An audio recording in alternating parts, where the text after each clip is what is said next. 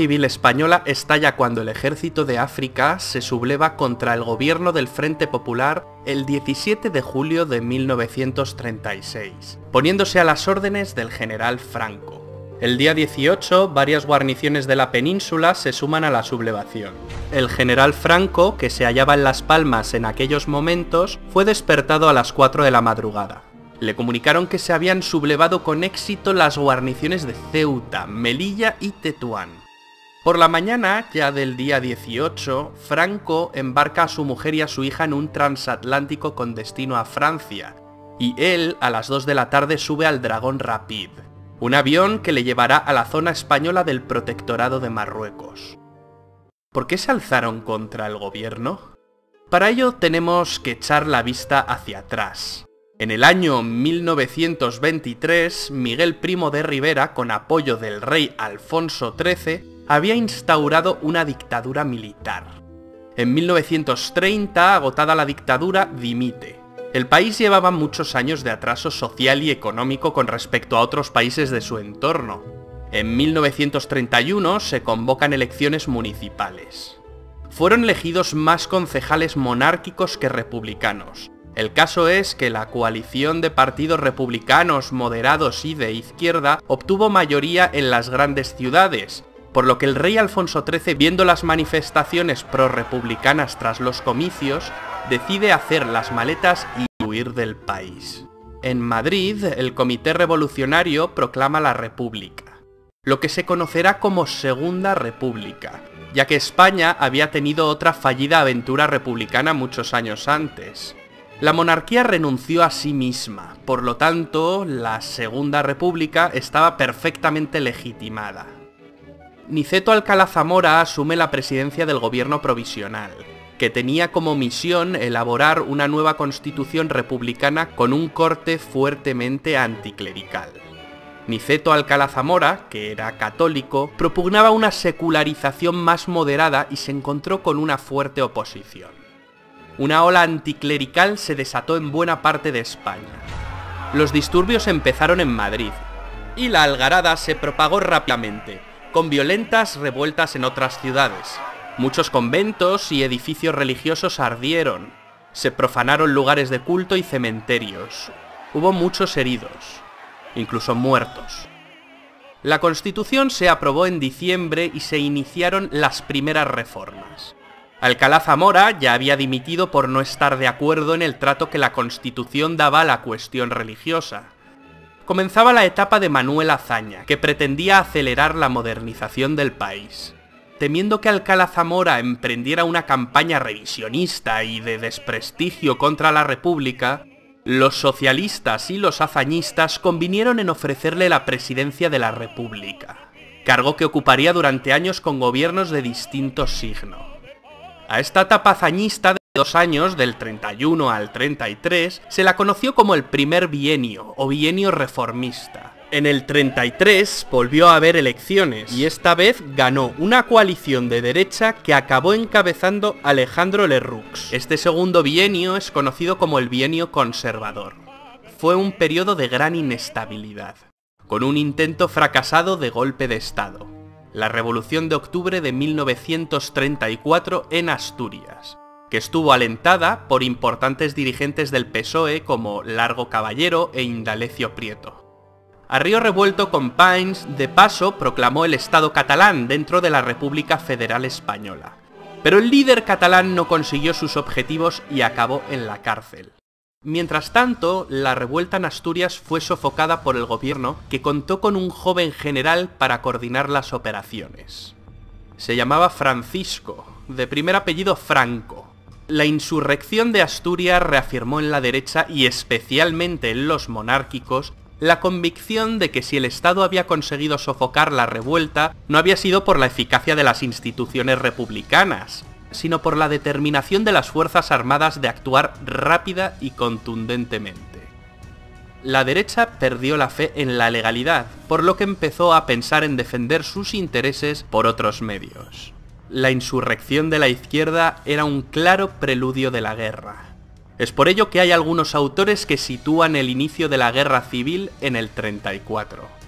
En palabras de Indalecio Prieto, la revolución solo había servido para hacer más profundo el abismo político que dividía a España. La represión fue dura, se hicieron muchos prisioneros, hubo juicios y sentencias de muerte, aunque también por rebajar la tensión muchas penas fueron conmutadas. En la derecha crecía un temor a que en un próximo intento acabara triunfando una revolución bolchevique. En febrero de 1936 se celebraron elecciones generales, las últimas de la Segunda República Española. Las izquierdas, para ganar, se unieron en lo que se llamó el Frente Popular, una coalición de socialistas, comunistas y anarquistas. La cosa estuvo muy empatada, pero la coalición Frente Populista acabó obteniendo la victoria, no exenta de sospechas de fraude. Las posiciones se habían radicalizado mucho. La izquierda no supo contenerse y los desórdenes se sucedieron de nuevo. Manifestaciones, huelgas, quemas de conventos e iglesias. Además, los políticos de izquierdas ya exigían sin ambages la dictadura del proletariado. El Partido Comunista Español, que años antes era insignificante, crecía como la espuma.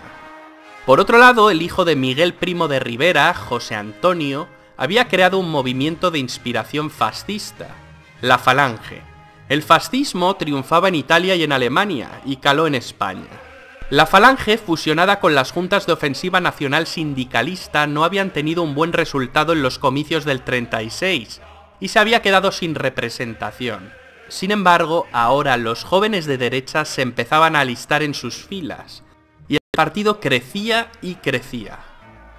El caos se apoderó de España, reyertas callejeras entre comunistas y falangistas. Cada día había muertes de uno y otro lado. El gobierno no supo poner orden. El moderado presidente de la República, Niceto Alcalá Zamora, fue destituido, y Manuel Azaña acabaría ocupando el cargo. Casares Quiroga aceptaría la presidencia del gobierno. El PSOE estaba cada vez más dividido. Para Indalecio Prieto era prioritaria la defensa de la República. Sin embargo, la facción más radical, representada por Largo Caballero, apodado el Lenin español, se inclinaba porque los obreros se apoderaran del poder político, al margen de la legalidad, para iniciar las transformaciones sociales. Largo Caballero abogaba por una revolución social que habría de conseguirse por la violencia. Mientras, un alzamiento militar contra el Frente Popular se estaba gestando en la sombra. 4 años antes ya había fracasado un pronunciamiento militar, la llamada Sanjurjada. Sin embargo, en 1936 la sublevación contaría con el general Mola como director, con Sanjurjo exiliado en Portugal otra vez al frente. Esta vez habrían de coordinarse mejor las cosas. Solo hacía falta un detonante. Y ese detonante llegó. El 12 de julio de 1936, unos falangistas mataron al teniente de la Guardia de Asalto Republicana, José del Castillo, militante socialista. El cuerpo policial buscaba venganza y trató de detener a algún falangista.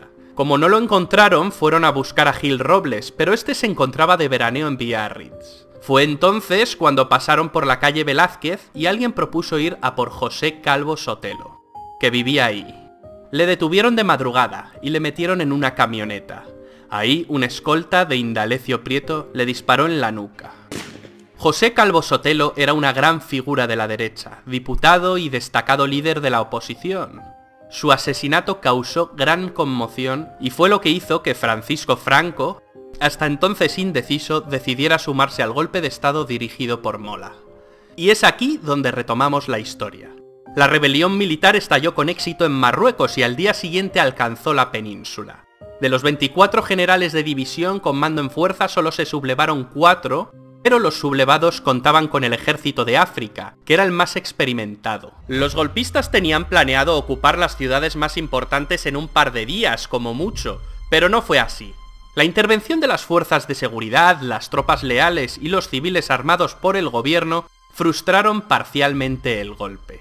El alzamiento no triunfa ni en la capital, Madrid, ni en Barcelona, aquí gracias a la decisiva intervención del general Aranguren, que se mantuvo fiel a la República. La guerra se enquistaría durante 3 largos años. Fue una guerra fratricida, entre hermanos, una guerra que todavía sigue trayendo cola a día de hoy. Dos Españas enfrentadas. Buenos y malos, héroes, villanos, víctimas, verdugos. Hubo de todo, y en ambos bandos. La península quedó dividida en dos zonas, la republicana y la llamada nacional. ¿Cómo actuaron los países vecinos? Lo cierto es que ninguna democracia movió un dedo para ayudar a la república. De hecho, Inglaterra y Francia promovieron un acuerdo de no intervención, al que se sumaron muchos países. Este acuerdo fue una farsa, y algunos países se lo saltaron a la torera. España se convirtió en campo de batalla de las fuerzas totalitarias antagónicas en Europa. El nazismo y el fascismo contra el comunismo. También se convirtió en laboratorio de experimentación de nuevas armas y métodos de guerra. Las potencias nazi y fascistas suministraron tanques y aviones a los sublevados, además de una fuerza de infantería voluntaria italiana, mientras que los ingleses y americanos les facilitaron el combustible. La Unión Soviética apoyó con firmeza a los republicanos, con entrega de material bélico y víveres a cambio del oro del Banco de España, el famoso oro de Moscú, con el que Stalin se cobró la ayuda. Para luchar contra el ejército sublevado, el gobierno republicano presidido desde el 19 de julio por Giral, pues Casares Quiroga había dimitido, armó en los compases iniciales de la guerra a los civiles, lo que daría lugar a las famosas milicias.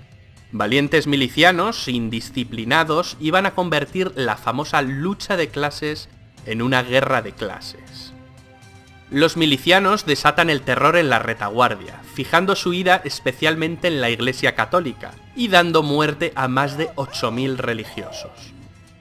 La guerra cobró para los nacionales un cariz de cruzada, contra los enemigos de la religión. Terminó utilizado por los obispos españoles, lo que supuso el espaldarazo de la Iglesia al bando de Franco. Pero las tropelías también se dieron en la retaguardia nacional. Las órdenes del general Mola eran claras: usar tanta violencia como sea menester. De pronto los que antes habían sido adversarios políticos se convierten en enemigos de la noche a la mañana. Es curioso porque en esta guerra el número de muertes en la retaguardia es semejante a las producidas en el frente. Muchas de estas muertes no eran más que venganzas personales. Tras la decisiva operación de cruce del estrecho por las tropas del ejército de África, y habiendo ya controlado gran parte de Andalucía y Extremadura, los generales del bando nacional vieron la necesidad de tener un mando único. A finales de septiembre del 36, una reunión de altos mandos de la facción sublevada decide nombrar a Franco como generalísimo de todos los ejércitos, y jefe del nuevo estado erigido en la zona sublevada. Franco se resistió hasta el último momento a ser el elegido. Mientras, en Madrid, el gobierno de Giral se había derrumbado, y el socialista radical Largo Caballero fue designado presidente del gobierno republicano. La escasa afluencia de voluntarios para empuñar las armas, unos 100.000 en cada zona, obliga a ambos bandos a abrir las cajas de recluta. En agosto los nacionales, y en septiembre los republicanos. A partir de entonces se enfrentarán dos ejércitos engrosados por soldados de quintas, muchos de ellos totalmente ajenos a la lucha ideológica, que se dirime a tiros. Los combatientes luchan en el bando que ha triunfado en su pueblo, ciudad o provincia. La lealtad geográfica será la realmente mayoritaria. El gran objetivo de los sublevados es tomar la capital. La gran ofensiva de Madrid es planificada como un movimiento convergente de las tropas de Mola por el norte y las de Franco por el sur. Si cae Madrid, los nacionales tienen ganada la guerra. Pero los defensores de la República no se lo ponen fácil. Se inicia la batalla de Madrid. Los republicanos, además del material bélico soviético, cuentan con unas unidades militares compuestas por voluntarios extranjeros de más de 50 países, las llamadas Brigadas Internacionales. El gobierno republicano presidido por Largo Caballero tomó la precaución de abandonar Madrid e instalarse en Valencia. La primera fase termina en febrero y marzo de 1937, con las batallas de Jarama y de Guadalajara. En esta última son derrotados humillantemente los voluntarios italianos enviados por Mussolini, en la que es difundida propagandísticamente como la primera derrota del fascismo en el campo de batalla. Los años 37 y 38 constituyen el largo tramo central de la guerra, que partiendo de un equilibrio de fuerzas se va a ir resolviendo en favor de los sublevados. A principios de 1937 los nacionales avanzan y conquistan Málaga. El norte, Vizcaya, Santander, Asturias... Era de gran interés estratégico al ser una región industrial. Franco, habiendo renunciado a la toma de Madrid, inicia la ofensiva del norte y acabará ocupando la cornisa cantábrica. Mundialmente conocido será el episodio en el que los bombarderos alemanes de la Alemania nazi, la conocida como la Legión Cóndor, atacaron la ciudad de Guernica.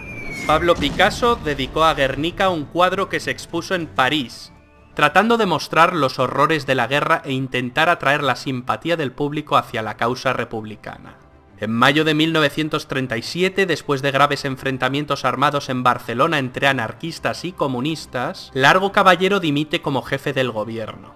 Las diferencias en el bando republicano se dirimen entre quienes quieren anteponer la revolución a la guerra, como son los anarquistas, y quienes buscan el triunfo militar por encima de todo, como los comunistas. El presidente de la República, Manuel Azaña, nombra a Juan Negrín presidente de gobierno. Negrín reforzó sus poderes e impulsó una nueva y gran ofensiva. Para aligerar la presión sobre el norte, en verano de 1937 abre los frentes de Brunete y Belchite. A finales del 37 el gobierno republicano se traslada de Valencia a Barcelona e inician la campaña de Teruel a fin de evitar el ataque definitivo de los franquistas sobre Madrid. Fracasa.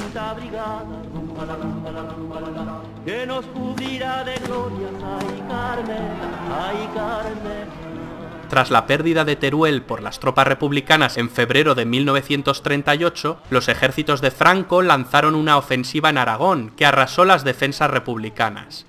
Los nacionales penetran en Cataluña y toman Lérida, donde encuentran una fuerte resistencia republicana. En abril llegaron a las playas de Vinaroz, separando el territorio republicano que quedaba dividido en dos áreas principales, la de Cataluña y la de Madrid. La tercera fase de la guerra culmina con la descomposición política de la República, por sus propias divisiones internas.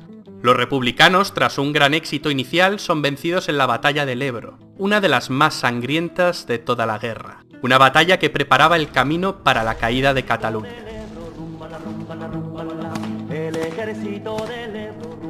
El gobierno de Negrín intentó resistir todo lo posible, a fin de vincular la guerra española a una más que probable guerra mundial. Con la presión que ejercía la aviación nacional y caída Tarragona, la resistencia republicana se hunde.